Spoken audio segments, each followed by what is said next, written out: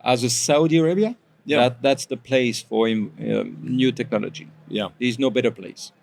How crazy is your IDs, the funding, the end user, the operating model, all planets are aligned for coming to Saudi Arabia, investing in Saudi Arabia with any crazy idea that serves the purpose. Welcome to Hangar X Studios, where former fighter pilot and host John Ramstead takes us on a journey across aerospace as it enters an historic period of innovation and transformation. Our guests include aviation experts, pilots, financiers, military leaders, and innovators of all types. Buckle up for another episode of Hangar X.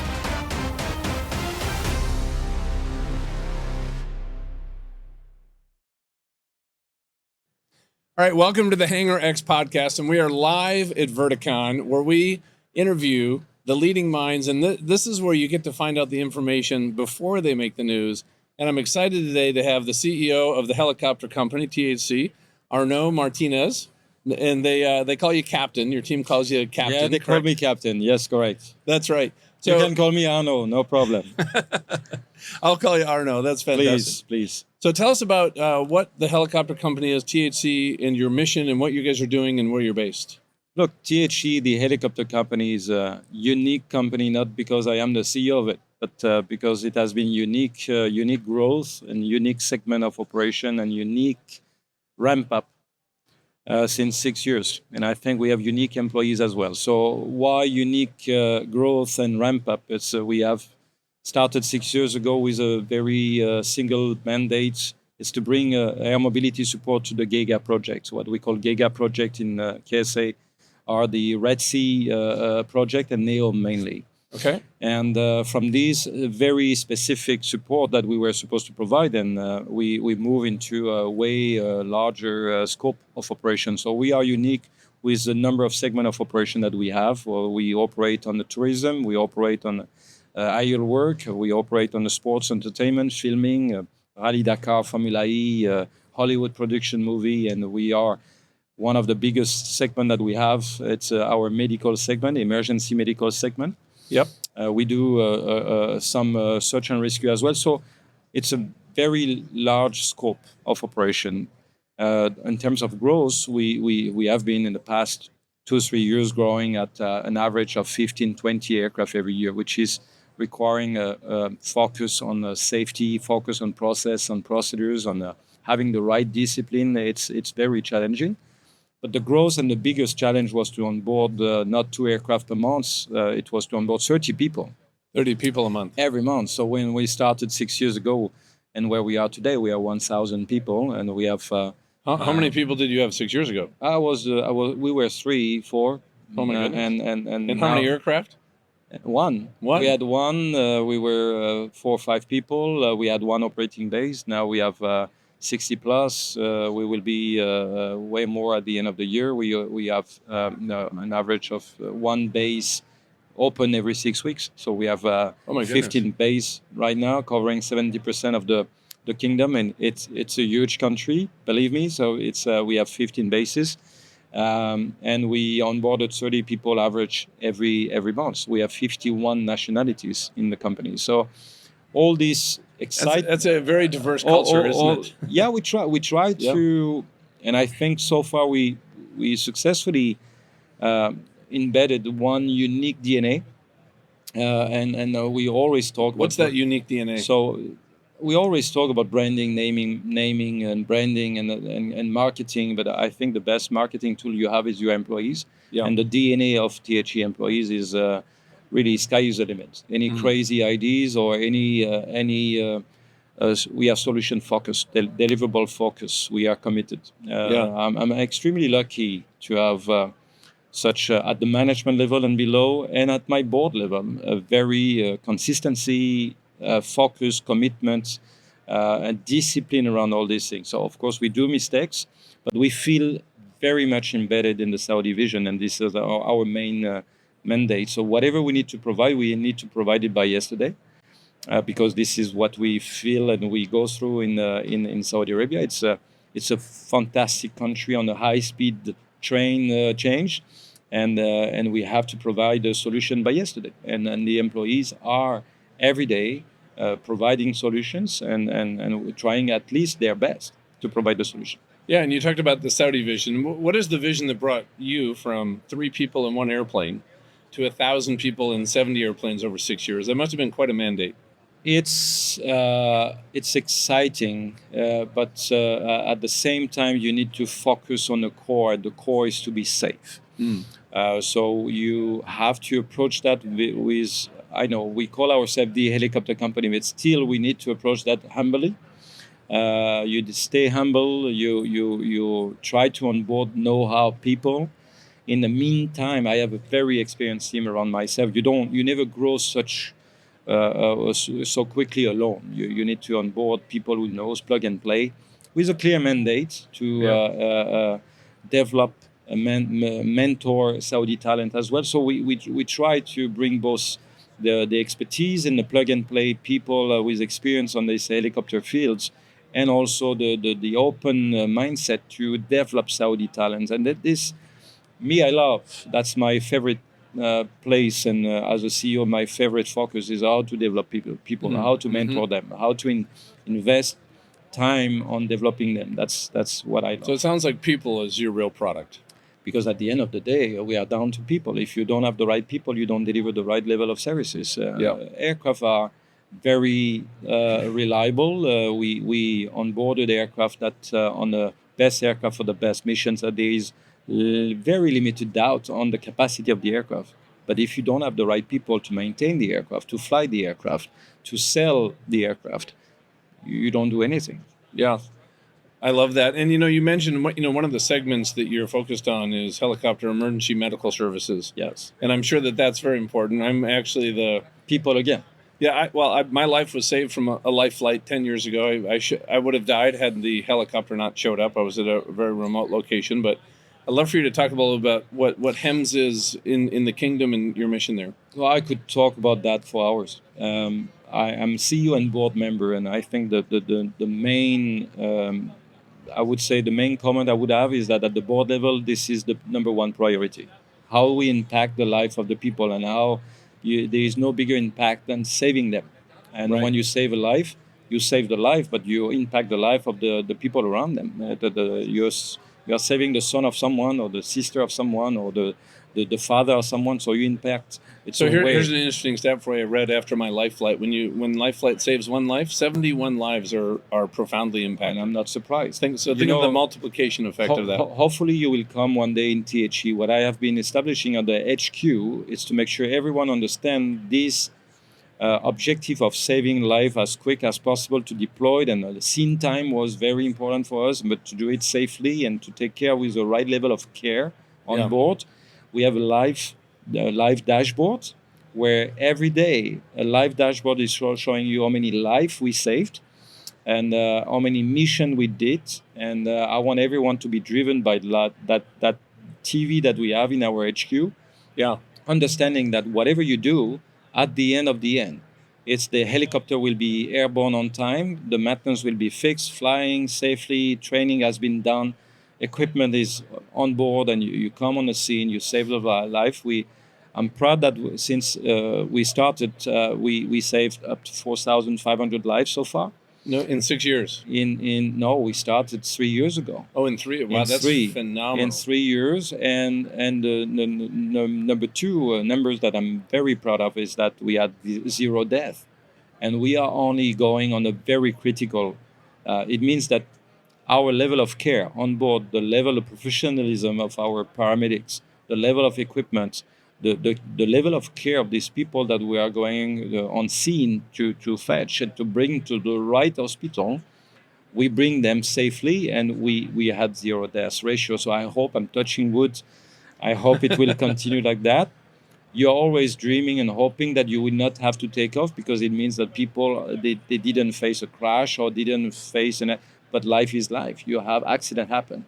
Well, it's pretty incredible. You're taking what could have been the worst day of a family's life, of course, and turning it into a miracle that they'll talk about for years. The best reward I personally receive as a CEO when we saw one day on Twitter someone who just tweet the following sentence: "Thanks God, thanks our leadership, His Royal Highness Crown Prince, thanks THE for saving my brother."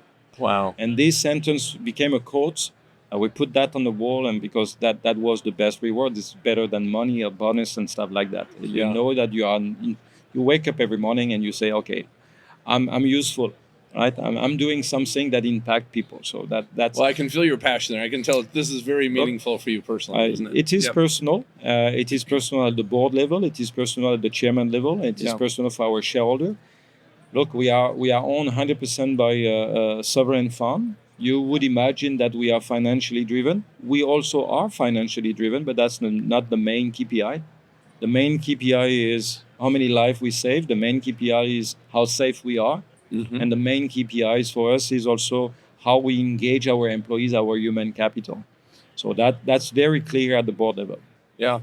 Well, and I know you're continuing to scale and grow. So share with me a little bit about your current fleet and what does your plans look like the next year or two? For the EMS segment or overall? How about both? Let's start with overall. So on the EMS segment, we are covering right now 70% of the kingdom, and the objective is to quickly within the year and a half is to cover 90%. As you open more bases? Yes, more bases, more aircraft. The objective is 90% because the 10% remaining are always a compromise between is there a need for what we call the empty quarter. There's no people there, it's desert, so there's the other 10% remaining that we don't plan to cover. But 90% means that anything happen to you, anywhere you are within the kingdom, you should have a THE aircraft able to search you, find you, rescue you. That's the plan. Okay. At the broader level, at the THE fleet, we will have another 26 aircraft delivery this year and another, I would say, up to 15 next year. And I think... Now, is that adding to service or are you retiring some? So we do both. Okay. We are trying as a fleet strategy to always keep aircraft with the right aircraft for the right mission, with the right equipment, and keeping it with the right support of the OEM and the right warranty. So when we have to focus on our core. Our core is to operate. I don't have always the capacity to maintain all the fleet on the major checks. So we have our leasing and trading branch with Rototrip that we own at 100%. Yep. So we have a way broader approach of our fleet strategy that with a fleet committee where we know every year how many aircraft we will exit and how many aircraft we are onboarding. With an average of, if you look at the past 5 years, it's an average of 100% growth business-wise, right, and revenue-wise on an annual basis. So it's, of course, we are adding on segments and missions and bases. So we onboard 26 aircraft this year, 15 aircraft next year. I think the kingdom capacity for THE will be around 100 aircraft at the end of the day. Okay. And you had mentioned before, because I'm just curious about the vision for the kingdom. Saudi vision. The Saudi vision. You have the vision for THE. How do they fit together, or how are you supporting the Saudi vision? We are perfectly embedded. The Saudi Vision 2030 that maybe you heard that Saudi Vision 2030 it's not something, it's real. It's people who never visited our beautiful country should come, and you come back 6 months later and you understand that how quick the country is moving. I'm used to say I left my country 25 years ago, and I don't know two countries like that. It means that a country with a desire, a vision, the capacity to execute the vision, and the focus from the leadership, and with clear KPIs. I'm not working in Saudi Arabia. I'm working in the company Saudi Arabia, where we have clear KPIs and deliver.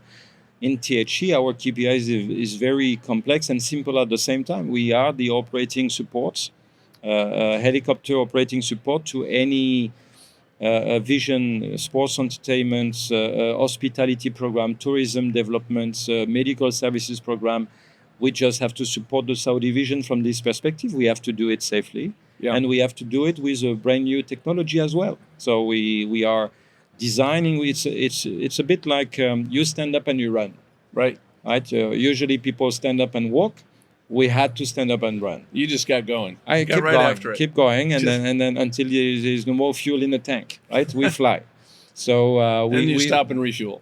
I'm a fixed wing person, so as a captain, so we call that a rolling takeoff. Yes. It's a rolling takeoff. There is no line-up, wait, parking brakes. It's a rolling takeoff. And sounds more like a Navy takeoff where you just get on the catapult and look, we did that 1.5 seconds later you're 150 knots. Business-wise, we did that as a helicopter. It means that we vertical lift, vertical takeoff, and since we started, we never stopped climbing. Love that. Now, you talked about new technology. So as we wrap up, share, and there's a lot of technology that we're here at Verticon, right? There's all kinds of new technology coming out. There's new platforms. There's new powered lift is a whole new category of aircraft.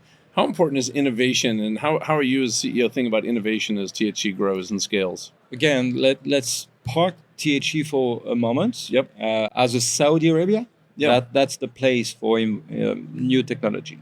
There's no better place. How crazy is your ideas, the funding, the end user, the operating model, all planets are aligned for coming to Saudi Arabia, investing in Saudi Arabia with any crazy idea that serves the purpose, right? In our case, in THE, of course, we designed a roadmap on how to, as I mentioned, stand up and start working a bit. It means operating conventional helicopters. So we did it with very reliable platform and with two very solid partners on both OEM, Leonardo and Airbus. But immediately we designed for what is next. And the what is next is our EVTOL technology, and it's coming very soon. It means that the question is not anymore should we or should we not. The question is when and how But the how we still I think we see it. It means that we started from zero in Saudi Arabia, but on the helicopter point of view, it's a fixed wing lands. But on the helicopter side, as a commercial operator, we were the first one. So, of course, you face a lot of obstacles, regulation, airspace restriction, infrastructure, but that's the only place, again, where you can put everyone around the table. And innovate quickly. And make it work. And you will get clear instruction. You have 90 days, make it work. You have 1 year, make it work. Now, try that on the EASA, on FAA. It's not easy. No. Because you have a huge infrastructure legacy, and in Saudi Arabia, there is one clear direction, which is the Saudi vision, and everyone, including THE as an operator, needs to make it work. Make it work and make it safe. Because I know that's a core make principle. It safe first, and then make it work. And the EVTOL job is in front of us. I was visiting them in San Francisco 10 days ago. Seeing is believing. I'm not a dreamer. I am a very pragmatic person, so I've visited them, and I have to be honest, I went there a bit backward. I said, okay, EVTOL, come on, guys. Maybe I will be retired before I see it very clearly in the sky of Riyadh, in the sky. And then I visited there, and I saw the platform flying, and I saw how ready they are in the certification phase, and I saw how ready they are in the manufacture side of it. And I dealt with visionary people. And the connection is immediate, and not only with Joby, but with Archer, with AV, and all these kind of EVTOL OEMs, where, again, I am always passing the same message to them. Saudi Arabia is your market. Saudi Arabia is the land to come and test the platforms and invest and look for investment and local content and moving even the production there. Because at the end, THE would be the end user. Love that. Well, Arnaud, thank you so much for your time. I'm so glad you came and shared. Finished? Okay. Yes. I can continue like that for an hour. Well, you know what? I would love, after Verticon, I would love to have you come back on, talk about what you learned, with pleasure, where you guys are going, because there's so much more. We just have limited time here, but this has been fantastic, and I would definitely just have the door open for you guys to come on anytime. Appreciate that. Come to visit us. Well, our team is going to be going to the Middle East in I think in the next three months. So forget Middle East, come to Saudi Arabia. So I know we're going to Dubai, but we'll have to make a trip to Riyadh. You might never leave again. It's come to Saudi Arabia. Okay. Thank you. Wonderful. Well, keep knocking them alive and keep up the good work. Pleasure. Thank you.